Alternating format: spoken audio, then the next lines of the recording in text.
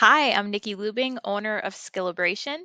Let's talk about how to use this foreign language skill tracker and habit tracker, or you could call it a practice tracker, however you want to name it.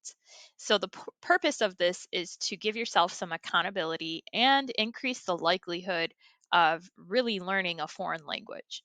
So, let's say we start with the alphabet, the Spanish alphabet, and you just took a class. Maybe you took a class with us at Skillabration. We teach the foreign language to all ages, K to 12.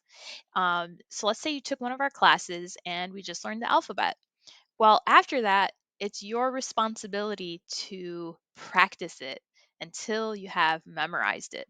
Now, in class, we typically learn it with a song to make it easier for you to memorize, but if you're not consistently practicing, that skill will go away. And typically, if you're practicing, let's say for a few weeks, you won't have to practice again after that because it will become part of your long term memory as long as you're continuously using the language that you're learning. So, what you can do is put a check mark next to every day of the week that you practice. And if you really want to take it up a notch with your practice and be consistent with it, you could say, I'm going to practice 5 or 10 minutes a day. It doesn't have to be a lot, 5 or 10 minutes a day at 8 a.m., at 10 a.m. When you give yourself that specific time, that increases the likelihood of practicing. Read James Clear Atomic Habits if you want to learn more about habits. Okay, so what I would do is I would click this little check mark and then I would drag it and put it on the day that I practiced, and keep doing that for each day that I practice. And James Clear book also talks about the importance of having these tangible things that you can utilize to show that you're practicing. It makes you kind of incentivized to continue practicing that skill.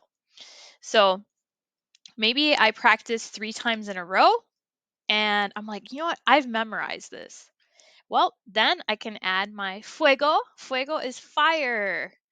Then I'm going to put, I memorized it by that day. Or if you just want to put it underneath the first circle, that's fine. It doesn't matter. It's up to you how you want to do this. Make it your own. But that's my tutorial on how to practice with this chart. One more thing here is that you can type in whichever skill you're learning. So let's say your next skill is Spanish greetings.